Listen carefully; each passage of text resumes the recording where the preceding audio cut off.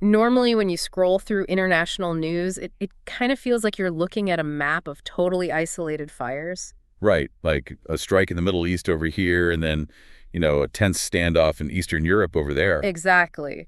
Or maybe a sudden corporate security warning pops up on your feed, and it is just incredibly easy to treat those as completely separate headlines. Oh, for sure. It's human nature to compartmentalize that stuff. Yeah, but today's deep dive is going to reveal that those supposedly isolated fires are actually connected to the exact same massive global powder keg. And honestly, the fuse on that powder keg is burning at an absolutely unprecedented rate right now. It really is. So our mission today is to unpack this massive stack of recent defense briefings, declassified intelligence reports, open source data, and these really urgent corporate security warnings. There is a lot to get through. There is. We are going to map out the rapidly escalating multi-front tensions involving the U.S., Iran, Russia, and Ukraine. And if you, the listener, want a visual for the current geopolitical landscape right now, think of like a circle of dominoes. Okay, circle. Yeah, instead of them falling in a predictable straight line where you know exactly what's going to get knocked over next, an event in one specific region is triggering these wild chain reactions that actually circle the entire globe. Right, coming right back around. Exactly. It's pushing the board dangerously close to a total large-scale conflict. Well, before we really get into the weeds of this intelligence, I do want to set a firm ground rule for you, the listener. Yeah, definitely. We are here today to objectively map out the actions, the statements, and the military maneuvers of all parties, from Washington to Tehran to Moscow. We aren't taking sides here, and we certainly aren't debating political ideology. Right, just the facts. Exactly. Our only goal is to connect the dots of the data provided so you can understand the actual mechanics of what is happening on the ground. Perfect. So let's start by examining the largest mover on the board right now. And that is the United States shifting into this aggressively offensive posture in the Middle East. A massive shift. Yeah. We've got a recent Pentagon briefing led by U.S. Defense Secretary Pete Hegseth and Joint Chiefs Chairman General Dan Ken.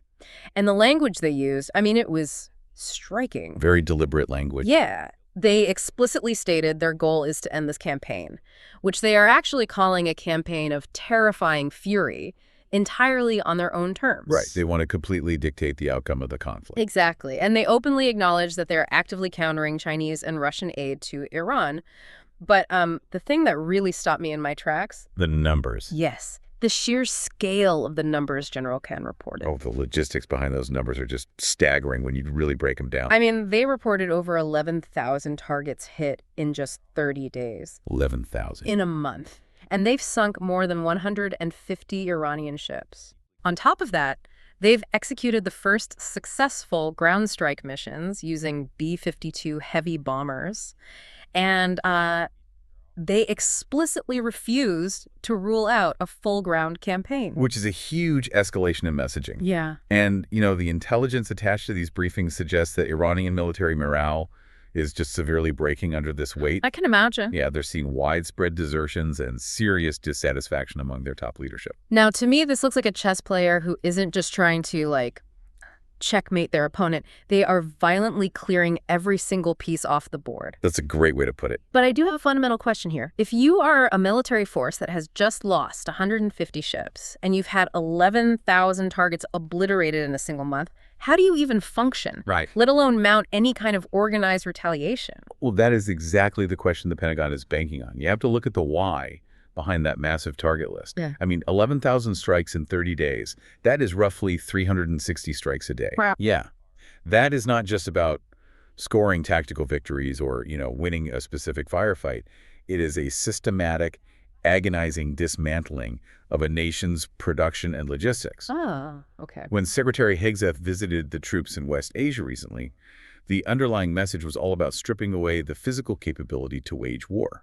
So destroying the infrastructure itself. Exactly. If a military doesn't have assembly plants for its drones, if their supply routes are literally just craters, if the communication relays are gone, issuing an order to retaliate is completely meaningless. Because no one can hear it or act on it. Right. They are intentionally blinding and paralyzing the operational command. Okay, so destroying 11,000 surface targets sounds really definitive, but it immediately raises a massive logistical question for me. It is. Iran has spent decades anticipating this exact scenario from the U.S., right? Oh, absolutely. They've buried their most valuable military assets, their ballistic missiles, their drone swarms under literal mountains. You can't just take those out with standard airstrikes.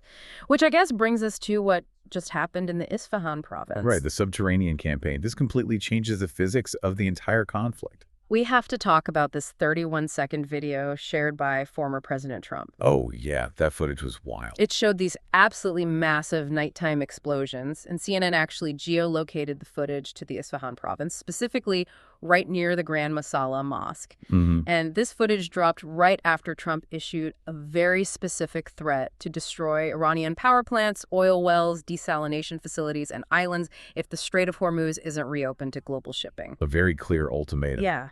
Now, the target of these massive explosions in the video wasn't a surface facility. It was a highly hardened underground missile depot. And penetrating a facility like that requires a very specific, honestly terrifying piece of engineering. Yeah. You are dealing with hundreds of feet of solid rock. Exactly. So the U.S. utilized these 900-kilogram bunker buster bombs. The big ones.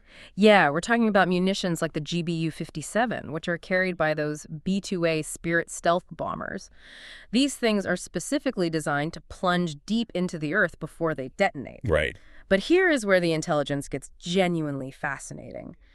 Do you remember that 85-second Iranian propaganda video that circulated last year? Oh, the one in the tunnel? Yes. Yeah. It was meant to project absolute invulnerability. It showed these military commanders driving in a vehicle through an endless, brightly lit tunnel, just flanked on both sides by countless vertical missiles. I remembered it perfectly. Yeah. It was designed to show that their arsenal was completely untouchable from the air. Right.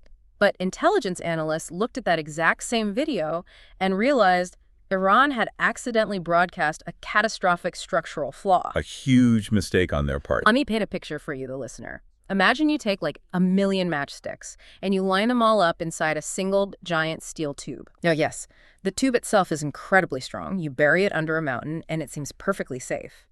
But because there are no walls separating the matches inside that tube, Oh, right. you only need to get a single spark inside to burn the entire thing down. That is such a brilliant way to visualize it because the physics of a bunker buster strike rely on exactly that flaw. I mean, Iran spent billions hollowing out mountains to hide their aircraft and missiles. Yeah. But their fatal engineering mistake was a total lack of compartmentalization. They didn't separate anything. No. They failed to install massive blast doors or reinforced dividing walls between the munitions. So when a GBU-57 pierces through the rock ceiling and finally detonates inside the tunnel. The blast has nowhere to go. Exactly. The immense pressure and heat have nowhere to vent. The explosive energy rushes down the path of least resistance, which is the tunnel itself. So it essentially acts as a giant underground shotgun barrel.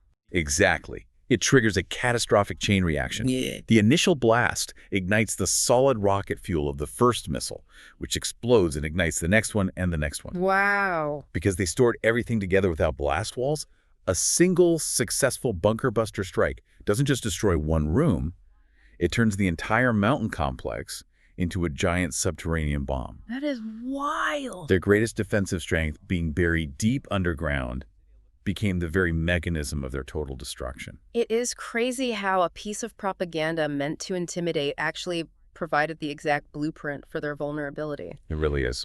But, the strikes we are seeing aren't just targeting the physical weapons. The intelligence shows they are also systematically decapitating the financial engine that makes all of this regional warfare possible in the first place. Which is arguably just as damaging as hitting the missile silos. I mean, war is incredibly expensive. Right. And Al Arabiya confirmed that an IRGC brigadier general named Jamshid Ashagi was killed in a joint U.S.-Israeli airstrike. Now, Ashagi wasn't a battlefield commander barking orders from a trench somewhere. He was the head of budget and finance for the Armed Forces General Staff. Basically the accountant general of their military operations. Exactly. And his background is straight out of an espionage thriller. He was sanctioned by the U.S. back in 2025 because he was running a massive network of front companies. Like CP Energy, right? Yes, CP Energy. And the sole purpose of these companies was to run a ghost fleet to smuggle Iranian crude oil to China. bypassing international sanctions to generate liquid capital. Exactly. Hundreds of millions of dollars generated from this black market oil were then funneled directly to proxy groups across the region. We're talking about Hamas in Gaza, the Houthis in Yemen, and Hezbollah in Lebanon. The whole network. Yeah. And just to connect this directly to you, the listener, why does the death of an Iranian accountant matter to your daily life? It's a fair question. Because that specific network of money is what funds the attacks on global shipping in the Red Sea. It dictates global oil prices, which dictates the cost of the goods you buy, and it fuels global terrorism. Absolutely. But I want to challenge the strategy for a second. Okay. When you assassinate the guy holding the purse strings and you cut off the funding, do these proxy armies just realize the checks are going to bounce, pack up their weapons, and go home? I wish. Or does a sudden lack of funding actually make them more desperate and, well, unpredictable? It's absolutely the latter, and that is a really critical point. You don't just turn off the tap and expect heavily armed militias to retire. Right. When you decapitate the financial leadership and systematically destroy their conventional military bases, you force Iran and its proxies into a very tight corner. They have nothing left to lose. Exactly. Yeah. They know they cannot win a conventional symmetrical war against the U.S. military machine, so they don't even try to. Instead, desperation forces them to pivot entirely to asymmetric, unconventional warfare. They look for the softest, most vulnerable targets they can find to inflict maximum psychological and economic damage. And that pivot leads us to some of the most jarring intelligence in this entire stack. Because, cornered militarily and financially, they are shifting the battlefield away from military bases and dropping it directly into corporate boardrooms and civilian streets. The front line is no longer just a geographical location. Not at all. We have reports that the IRGC has officially threatened to attack 18 major U.S. tech and defense companies operating in the Middle East. 18 companies. And we aren't talking about obscure defense contractors. This list includes household names: Apple, Google, Microsoft, Tesla, Boeing, Intel, Cisco, and JP Morgan. Wow. Yeah. The IRGC has officially labeled these multinational corporations as terrorist entities and issued chilling warnings for all their employees to evacuate the region immediately. Just completely weaponizing global commerce. Right. And concurrently, the U.S. State Department is issuing severe security warnings for commercial spaces and places where U.S. citizens gather in Saudi Arabia. It is a deliberate strategy. And it gets even more terrifying on a human level. While these corporate threats are being issued, an American freelance journalist named Shelley Kittleson was just kidnapped in Baghdad. Unbelievable. Likely by Hezbollah operatives. And the details from the Iraqi Interior Ministry read like an action movie. They actually reported that during a high-speed security chase, the kidnapper's car flipped, which allowed authorities to make at least one arrest. Oh, wow. But the reality of this is just jarring. It takes warfare out of the theoretical realm and drops it right onto your laptop or your upcoming business trip. If you are an engineer or a financial analyst working for a multinational tech company in Riyadh or Dubai, overnight, you are considered a frontline target. That is the grim reality of asymmetric warfare. And, you have to look at the strategic goal behind threatening a company like Apple or Google. Right. What's the end game there? Well, by targeting global corporations and civilian journalists, the objective isn't to win a tactical military victory. The goal is to manufacture immense domestic and economic pressure within the United States.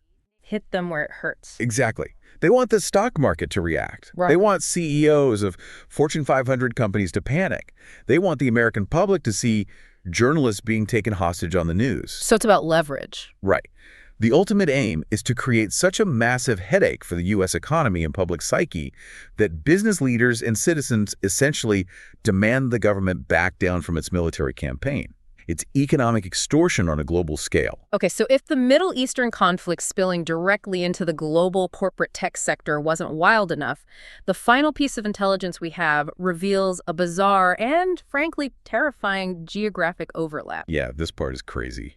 The sources show that the war in the Middle East is now physically merging with the war in Ukraine. This is where that domino analogy you used earlier really becomes horrifyingly clear. Let me just map this out, because my head was spinning when I read this. Iran just conducted a strike that destroyed a Ukrainian anti-UAV system warehouse. But that warehouse was not in Kyiv. It wasn't anywhere in Eastern Europe.